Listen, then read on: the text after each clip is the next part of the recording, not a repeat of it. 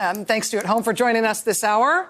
And I quote, Ambassador Sondland told me that he now recognized that he had made a mistake by earlier telling the Ukrainian officials to whom he spoke that a White House meeting with President Zelensky was dependent on a public announcement of investigations. In fact, Ambassador Sondland said, everything was dependent on such an announcement, including security assistance, by which he means military assistance. Sondland said that President Trump wanted President Zelensky, quote, in a public box by making a public statement about ordering such investigations. President Trump wanted President Zelensky in a public box by making public statements ordering such investigations. You know, we knew after the first members of the impeachment committees came out and talked to reporters today in the middle of Ambassador Bill Taylor's deposition, and those members of Congress told reporters that what was going on in that hearing room was a sea change, that what was happening in that hearing room was likely to escalate the impeachment proceedings, perhaps to speed them up as well. We knew from those initial reports from people who'd been inside the room that something really serious was going on today with this deposition at the impeachment proceedings for President Trump. But it wasn't until late in the afternoon when we got a copy of Ambassador Bill Taylor's opening statement for his deposition that we could see what exactly that sea change was all about, and honestly, just how bad this is now looking for President Trump. Because this testimony today is so damning and apparently so well corroborated with notes and contemporaneous documentation, I think we should expect that the president and his supporters will try to not just attack this testimony, but to attack the testifier. They'll try to presumably destroy the reputation of Ambassador Bill Taylor. They'll try to smear him as some sort of Democratic partisan. Because we know that's how I think they will have to respond to this. If past is any prologue, that's what they're going to try to do to him. Because of that, I think it may be helpful to note how he introduced himself today, which gives a good sort of brief bio of who he is and where he's been. He says, quote, I've dedicated my life to serving U.S. interests at home and abroad in both military and civilian roles. My background and experience are nonpartisan, and I've been honored to serve under every administration, Republican and Democratic, since 1985. For 50 years, I have served this country, starting as a cadet at West Point, then as an infantry officer for 6 years, including with the 101st Airborne Division in Vietnam. Then at the Department of Energy, then as a member of a Senate staff, then at NATO, then with the State Department here and abroad, in Afghanistan, in Iraq, in Jerusalem, in Ukraine. And we have seen from the initial response of this testimony from the White House that the president and his supporters are going to go after Bill Taylor, nevertheless, as if he's, some plant, some Democratic partisan, somebody they can impugn personally. It is hard to see that working, both because of who Bill Taylor is, but also just because of the gravity of what he has now spelled out under oath. Quote, on May 28th of this year, I met with Secretary of State Mike Pompeo, who asked me to return to Kiev to lead our embassy in Ukraine. It was and is a critical time in U.S.-Ukraine relations. Volodymyr Zelensky had just been elected president, and Ukraine remained at war with Russia. As the summer approached, a new Ukrainian government would be seated. Parliamentary elections were imminent, and the Ukrainian political trajectory would be set for the next several years. I cared about Ukraine's future and the important U.S. interests there. So when Secretary Pompeo asked me to go back to Kiev, I wanted to say yes, but it was not an easy decision. The former ambassador, Masha Yovanovitch, had been treated poorly, caught in a web of political machinations both in Kiev and in Washington. I feared that those problems were still present. When I talked to her about accepting the offer, however, she urged me to go, both for policy reasons and for the morale of the embassy. Before answering the secretary, though, I consulted both my wife and a respected former senior Republican official who's been a mentor to me. I'll tell you that my wife, in no uncertain terms, strongly opposed the idea. The mentor counseled, if your country asks you to do something, you do it, if you can be effective. But Bill Taylor, despite those conflicting feelings and that strong advice otherwise from his wife, he says yes to the posting, comes out of private life and rejoins, essentially, the diplomatic corps. He says, quote, but once I arrived in Kiev, I discovered a weird combination of encouraging, confusing, and ultimately alarming circumstances. I found a confusing and unusual arrangement for making U.S. policy toward Ukraine. There appeared to be two channels of U.S. policymaking and implementation, one regular and one highly irregular. As the chief of mission at the embassy, I had authority over the regular formal diplomatic processes, including the bulk of the U.S. effort to support Ukraine against Russian invasion and to help it defeat corruption. This regular channel of U.S. policymaking has consistently had strong bipartisan support, both in Congress and in all administrations since Ukraine's independence from Russia in 1991.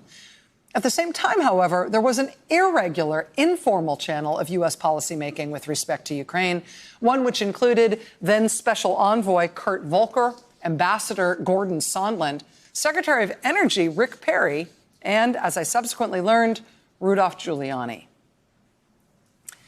Taylor arrived back at the Kiev embassy on June 17th. He says within 10 days of his arrival, amid efforts to set up a meeting between the new Ukrainian president and President Trump, Taylor tells Congress today that he got a call from one of the people who was operating this, quote, informal, irregular channel. Quote, on June 27th, again, 10 days after he's arrived at the embassy, Ambassador Gordon Sondland told me in a phone conversation that President Zelensky needed to make clear to President Trump that he, President Zelensky, was not standing in the way of investigations. Taylor says, I sensed something odd when Ambassador Sondland told me the following day, on June 28th, that he did not wish to include most of the regular interagency participants in a call planned with President Zelensky for later that day. Ambassador Sondland said he wanted to make sure no one was transcribing or monitoring the call as they added President Zelensky to the line. Before President Zelensky joined the call, Ambassador Volker separately told the U.S. participants in the call that he, Ambassador Volker, planned to be explicit with President Zelensky in a one-on-one meeting that was planned for Toronto on July 2nd. He planned to be explicit with President Zelensky about what he should do to get his White House meeting. At that point, June 28th, just 11 days since Taylor's been in the country, he says, quote, at that point, it was not clear to me on that call what this meant, what this means, what exactly the president of Ukraine has to do in order to get his White House meeting, what exactly they're going to make so explicit to him. Within a couple of weeks, though, by mid-July, Taylor says that he's starting to figure it out. He says, quote, it was becoming clear to me that the meeting President Zelensky wanted was conditioned on the investigations of Burisma and alleged Ukrainian interference in the 2016 elections, and that's what the irregular, informal part of U.S. policy toward Ukraine was trying to achieve. This is where Taylor then starts to put it together that it's not just a meeting with the White House that is conditioned on those investigations. It's also the military aid from the United States that's being made contingent on Ukraine coughing up these investigations that Rudy Giuliani was demanding. Taylor says, quote, on July 10th in Kiev, I met with President Zelensky's chief of staff and his foreign policy advisor, who told me they'd heard from Mr. Giuliani that a phone call between President Trump and President Zelensky was unlikely to happen. They said they were alarmed and disappointed. Days later, in a regular National Security Council secure video conference call, Taylor says, quote, I heard a staff person from the Office of Management and Budget say there was a hold on security assistance, meaning military aid to Ukraine, but could not say why. Quote, toward the end of an otherwise normal meeting, a voice on the call, the person was off screen, said that she was from OMB, the Office of Management and Budget, and that her boss had instructed her not to approve any additional spending of security assistance for Ukraine until further notice. Taylor says, I and others sat in astonishment. The Ukrainians were fighting the Russians and counted on not only the training and weapons, but also the assurance of U.S. support. All that the OMB staffer said was that the directive had come from the president to the chief of staff to OMB. The following day, two senior National Security Council officers, including Fiona Hill, spoke by phone with Bill Taylor. Quote, they gave me an account of the July 10th meeting with Ukrainian officials at the White House. Specifically, they told me that Ambassador Gordon Sondland had connected investigations with an Oval Office meeting for President Zelensky. Later that same day, I received text messages on a three-way WhatsApp text conversation with Ambassadors Volker and Sondland, a record of which I understand has already been provided to the committees. Taylor says Ambassador Sondland said that a call between Trump and Zelensky would take place soon. Ambassador Volker said that what was most important was for Zelensky to say that he will help with the investigation. The following day, Taylor says, quote, I had a phone conversation with the Ukrainian National Security Advisor during which he conveyed to me that President Zelensky did not want to be used as a pawn in a U.S. re-election campaign. By this point, it's clear that the answer to that, to Ukraine, is, too bad. That's what's happening. That's what we're using you for. So that happens. He arrives mid-June. We get this sort of timeline of what happens in very short order through mid-June, through the end of June, through July. The following month, in August, with the military aid still not being released by the White House, Bill Taylor says he started calling Washington to express his concerns as to whether or not Ukraine was going to get that crucial military aid. He says he called the counselor at the State Department. He says he called Fiona Hill's new replacement at the National Security Council because by that point she had left. Taylor says, quote, on August 22nd, during a phone conversation with Tim Morrison, Fiona Hill's replacement at the National Security Council, Taylor says, I asked him if there had been a change in policy of strong support for Ukraine, to which he responded, it remains to be seen. He also told me during this call that the president doesn't want to provide any assistance to Ukraine at all. That was extremely troubling to me because I had told Secretary Pompeo in May, when he asked me to come back to the Kiev embassy, that if America's policy of strong support for Ukraine were to change, I would have to resign. Based on my call with Mr. Morrison, I was preparing to do so. Taylor also says at this point he sent a direct cable, a quote, first-person cable, to Secretary of State Mike Pompeo, directly relaying his concerns about what was going on with this military aid, calling it folly, what the U.S. was doing, holding up this military assistance.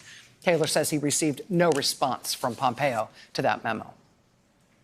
Just days later, on September 1st, there's Vice President Pence in Warsaw, sent to meet with President Zelensky of Ukraine in the place of President Trump, who said he had to stay home to monitor the hurricane response, but he did seem to spend most of that weekend playing golf.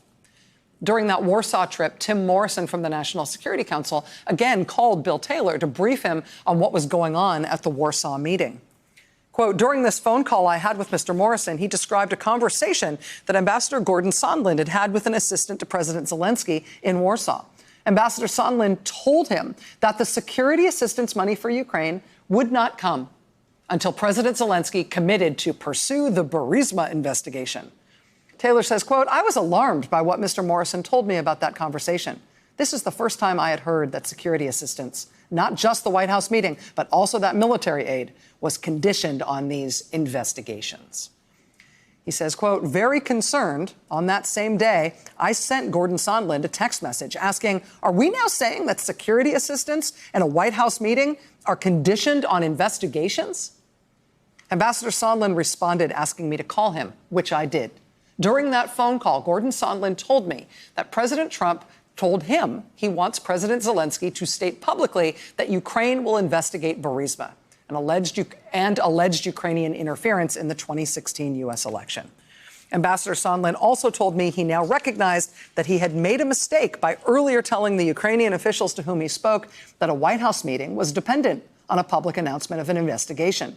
In fact, Ambassador Sondland said everything was dependent on such an announcement, including the military assistance. He said President Trump wanted President Zelensky in a public box by making a public statement about ordering such investigations. Yeah, see, and it's important that you say it out loud. If the whole point of the investigations is to use them against your Democratic opponents for your reelection effort, well, then people have to know about the investigations, right? They can't be secret. You need a public announcement. Within a week of that, he says, disturbing, concerning conversation, Ambassador Taylor received another readout from Tim Morrison at the National Security Council about the president's behavior as part of this scheme. Morrison briefed Taylor on a phone conversation that took place on September 7th between President Trump and Ambassador Sondland. Here's how Taylor described how that went. He says, quote, Mr. Morrison said he had a sinking feeling after learning about this conversation from Ambassador Sondland. According to Mr. Morrison, President Trump insisted on that phone call that President Zelensky must go to a microphone and say he is opening investigations of Biden and 2016 election interference. The following day, on September 8th, Ambassador Sondland and I, meaning Ambassador Sondland and Bill Taylor, spoke on the phone. He said he had talked to President Trump. During our call on September 8th, Ambassador Sondland tried to explain to me that President Trump is a businessman. When a businessman is about to sign a check to someone who owes him something, he said the businessman asks him to pay up before signing the check. I argued that the explanation made no sense. The Ukrainians did not owe President Trump anything, and holding up military assistance for our domestic political gain was crazy. Gordon Sondland told Bill Taylor that after he spoke with President Trump, he then spoke once again with the Ukrainian president and with the Ukrainian president's assistant. Quote, Ambassador Sondland said that this conversation concluded with President Zelensky agreeing to make a public statement in an interview with CNN. Quote, after that call with Ambassador Sondland, I expressed my strong reservations in a text message to him, stating that my nightmare is that they, the Ukrainians, give that interview and then they still don't get the security assistance. Quote, the Russians love it and I quit. I was serious, he says. So Bill Taylor, 50 years in service to this country, was going to quit this job because this was selling out Ukraine to the Russians, right? Here, Putin, take Ukraine, take what you want. We no longer support them. You can have it. We're not giving them military support anymore. And of course, along the way to that betrayal, Ukraine will be used to conjure up some politically useful thing for President Trump for his reelection effort. Something that will be collected and used by the president, and then maybe he's going to screw them anyway and still not give them that military aid. And the Russians will love it. Quote, and I will quit. Right? I mean, it's one thing to put people who are comfortable with this kind of scheme in charge of carrying it out. That is apparently what President Trump did. That's apparently why Gordon Sondland, ambassador to the EU, was in Ukraine. Ukraine is not part of the EU. That's apparently what Volker was doing there as well as the president's envoy to Ukraine. That's apparently what Rick Perry, the Secretary of Energy, was doing, inserted into all of this process. And that's, of course, what Rudy Giuliani was there for. It's also apparently why they got rid of the previous Ukrainian ambassador, Marie Yovanovitch. But, you know, they did have to find some real person to hold down the work of the embassy after they fired her. Unfortunately for them, they picked a nonpartisan 50-year veteran diplomat who not only knows how things are supposed to run in U.S. policy, he actually knows something about the country in which he's operating. And he could see not only what a disaster this was in terms of President Trump directly soliciting something from a foreign country that he wanted to use in his reelection campaign, which is a crime. He could see what it was doing to that country for this craven and illegal U.S. policy action to put that country in this position. And so today, with this remarkable testimony, we get this belated but robust sort of cry of conscience from Ambassador Bill Taylor. And we get the news that he apparently took notes and filed memos every step of the way along this entire process. So this is really proceeding, I think, along kind of three different lanes here. I mean, this investigation in Congress has basically now filled out the narrative about how this scheme worked and what they were trying to do and who was involved. I mean, the Secretary of State clearly knew about it. He was not only listening in on the infamous phone call between President Trump and Zelensky that led to this impeachment, he was involved in the firing of the previous ambassador. He knew why she was being fired, right? He was the recipient of the whole stash of documents from Giuliani laying out the scheme, that stash of documents that was ultimately provided to Congress by the Inspector General of the State Department. We now know from this testimony today that the top official representative of the U.S. government in Ukraine, Bill Taylor, the man in charge at the mission, right, at the Kiev embassy. We now know that he wrote to Secretary of State Pompeo directly and personally to inform him about what was happening in Ukraine, to inform him about his grave concerns about it, to inform him about what this White House informal cabal appeared to be trying to pull off there. So the Secretary of State knew about it. Secretary of State was part of the scheme. The Secretary of Energy, Rick Perry, who has recently announced his resignation, he also appears to have been part of it. The Vice President, who went to Warsaw and told the Ukrainian president there that he wasn't going to get his military aid, he appears to have been part of it as well. I mean, despite the involvement of those very senior cabinet officials and the Vice President, they all kept it quiet. We also know that the Attorney General knew all about it. He was cited multiple times by the president in that phone call between the presidents of the United States and Ukraine. He was cited multiple times by President Trump as one of two people, the other being Rudy Giuliani, who the Ukrainian president should work with to give him his deliverables on this scheme. Bill Barr and his Justice Department not only saw the transcript of that call, they also received multiple criminal referrals about the president's behavior in this scheme. So Barr knew about it, and Barr kept it quiet, and Barr, in fact, tried to intervene to make sure that Congress would never learn about it. Barr tried to make sure that the Justice Department would never investigate it. But these efforts at the top of the Trump administration, right? 3 cabinet officials, including the top law enforcement official in the country, plus the vice president, and, of course, the president himself, they were all in on it. They were all part of it. They all knew about it. They all kept it quiet or overtly tried to cover it up. The efforts to keep everybody else quiet about it, though, have failed spectacularly. And I don't know in what form the impeachment committees are going to ultimately compile this information or report it to the public or report it to the rest of Congress. And I don't know how fast they're going to do it. I don't know how many more depositions they're going to want to take and whether they're going to want to get people like Ambassador Gordon Sondland back under oath if it appears that he may have lied or evaded the truth in his earlier sworn testimony. But the consistent narrative now told by all of these people who are coming forward as witnesses to this scheme, who are defying the efforts by the White House and the State Department to stop them from saying what they know, the consistent narrative from all of them is that this was an illegal effort involving people inside the government and outside the government that at its core was directed in detail by the President of the United States. And it was not only a crime scheme, a criminal scheme directed by the president, it was also something that was deeply injurious to somebody who's supposed to be a good ally of ours in a very important part of the world. Hey there, I'm Chris Hayes from MSNBC. Thanks for watching MSNBC on YouTube. If you want to keep up to date with the videos we're putting out, you can click subscribe just below me or click over on this list to see lots of other great videos.